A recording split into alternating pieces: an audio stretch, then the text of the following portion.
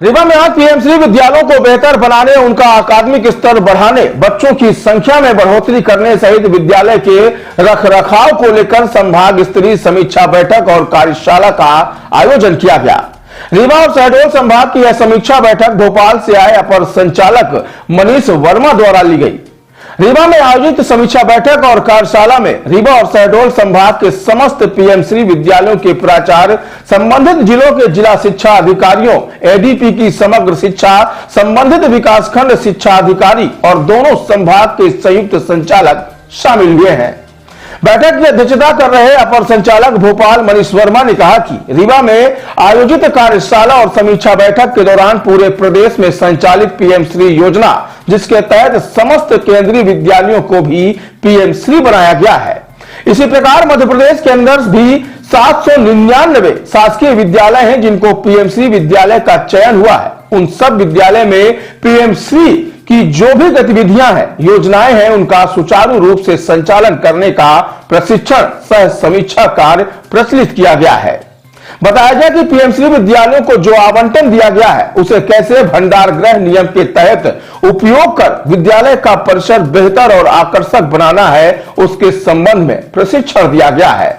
बताया गया कि कार्यशाला में सभी अभिभावकों को कैसे जोड़ना है, एसएमबीसी और पीटीएम की समय समय पर बैठक आयोजित करना है, साथ ही विद्यालयों को स्वच्छ और ग्रीन बनाने और अकादमिक स्तर को बेहतर बनाने, जिससे आने वाले सत्र में सभी पीएमश्री विद्यालयों में बच्चों की जो संख्या है उसमें वृद्धि हो और हमारे जो संदीपनी विद्यालय हैं उनकी तर्ज पर पीएमश्री विद्यालय का माहौल भी बेहतर हो, ताकि यह एक समाज में परिवर्तनकारी बने। इस उद्देश्य से आज संभाग स्तरीय कार्यशाला और समीक्षा बैठक का रीवा में आयोजन किया गया था। शिक्षा महाविद्यालय रीवा के सभागार में रीवा संभाग और शहडोल संभाग के समस्त पीएमश्री विद्यालयों के प्राचार्यों, संबंधित जिला के जिला शिक्षा अधिकारियों, एडीपी की समग्र शिक्षा, संबंधित विकासखंड शिक्षा अधिकारी और संभाग के हमारे दोनों संभागों के संयुक्त संचालक, इनकी सभी की एक समीक्षा बैठक सह कार्यशाला आयोजित की गई है, जिसमें पीएमश्री जो योजना है माननीय प्रधानमंत्री जी के विजन से संपूर्ण प्रदेश में संचालित है, जिसके तहत समस्त केंद्रीय विद्यालयों को भी पीएमश्री विद्यालय बनाया गया है। इसी प्रकार मध्य प्रदेश के अंदर भी बहुत सारे शासकीय विद्यालय हैं, 799 शासकीय विद्यालय हैं जिनको पीएमश्री विद्यालय का चयन हुआ है। उन सब विद्यालयों में पीएमश्री की जो गतिविधियां हैं, योजना है, उसका सुचारू रूप से संचालन करने का प्रशिक्षण सह समीक्षा का कार्य प्रचलित है।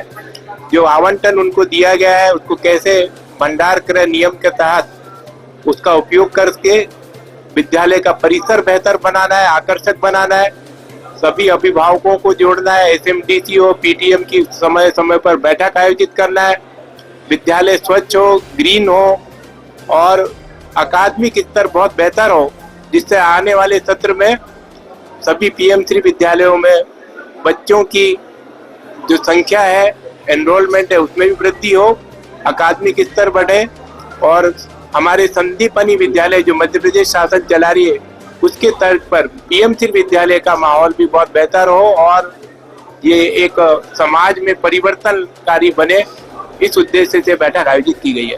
सर, लोक शिक्षा संचालय के द्वारा 55 लाख रुपए की राशि जारी की गई थी रीवा जिले के लिए, जिसमें ये 28 लाख रुपए का भुगतान कर दिया गया बिना किसी कार्य के। इसका क्या कहेंगे? अब वो किस मत की है वो उसकी जांच कराने के बाद ही बोल पाएंगे। आपने जो 55 लाख बोली है, क्योंकि हमारे यहाँ बहुत सारे कंपोनेंट हैं, पीएमश्री अलग है, समग्र शिक्षा अलग है, स्टेट योजना अलग है और अन्य प्रकार के रेगुलर मत जो हमारे होते हैं, वेतन भत्ते के अलग है, अन्य प्रकार के जो एरियर्स वगैरह होते हैं उसके मत अलग है।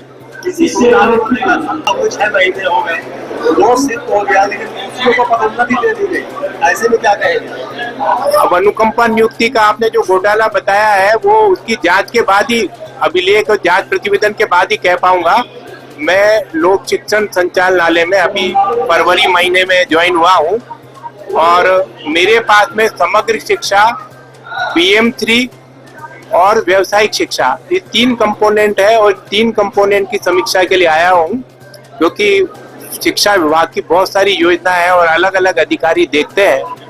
अगर आपके पास इस प्रकार का कोई चीज हो, अभिलेख हो, कोई शिकायत की गई हो, तो आप मुझे दे सकते हैं। मैं कार्यालय में शिकायत पड़ी हुई है, 6 महीने हो गए, 100 मीटर तक दूरी तक फाइल अभी तक नहीं पहुंच पाई। वो अगर आपके पास में अगर हो उसकी कॉपी तो आप मुझे बताइएगा, तो मैं अपने जो भी हमारे कार्यालय प्रमुख हैं उनको दे करके समुचित कार्रवाई सुनिश्चित करने का। अभी तो पीएम श्री विद्यालयों को व्यय राशि जारी की गई, जिसकी समीक्षा आप कर रहे हैं, क्या मानते हैं कि इसका घोटाला नहीं होगा जो अभी तक हो रहा है? नहीं, कोई घोटाला भी हुआ है इसलिए नहीं है क्योंकि अभी राशि का उपयोग ही नहीं किया। आप अभी बैठे थे, मैं हर एक कंपोनेंट पे पूछ रहा था कि किसने उसका राशि का उपयोग किया, किसने नहीं किया। तो अभी 2, 3, 4, 5, 10, 15, 20 से ज्यादा किसी प्राचार्यों ने हाथ नहीं उठाया, मतलब काम अभी हुआ नहीं। ऐसा लगता है कि उनको किस कंपोनेंट में कैसे काम करना है, क्या करना है। और मध्य प्रदेश भंडार क्रय एवं सेवा उपार्जन नियम 2015 और यथा संशोधित 2022 अपने आप में स्पष्ट है, उनकी सबको प्रत्येक कंपोनेंट के साथ जानकारी दी जा रही है। सब लोग पारदर्शी तरीके से समिति गठित करके जो भी काम है उसको करेंगे, वेरिफिकेशन होगा, भौतिक सत्यापन होगा। सब चीज होने के साथ ही भुगतान की कार्य भी मध्य प्रदेश शासन के वित्त विभाग के नियमों के तहत होगी। आप सबको मैं जानकारी देना चाहता हूँ कि शासन स्तर पर भी इसमें किसी प्रकार का भ्रष्टाचार ना हो, इसके लिए बिल लगाने की व्यवस्था भी अलग प्रकार की है। हम रीवा जिले में कोई काम करेंगे, उसका भौतिक सत्यापन होगा, बिल जनरेट करते हैं जब IF MIS में, तो रीवा ट्रेजरी के पास नहीं जाएगा, वो रैंडमली किसी भी प्रदेश में मंदसौर जा सकता है, उज्जैन जा सकता है, बड़वानी जा सकता है, खंडवा जा सकता है, कहीं भी जाएगा। ये जो घोटाला हुआ है तो भौतिक सत्यापन हुआ, फर्जी दस्तखत करके पैसा निकाला गया। अब वो अलग मद का बात है, अब वो मद का बात है, हमारा इसका मद नहीं है, क्योंकि जो मद का जो अलग अलग अधिकारी देखते हैं, मैं कंपोनेंट अपना समग्र शिक्षा और PM श्री देखता हूँ, तो उसके बारे में ही आपको बता सकता हूँ।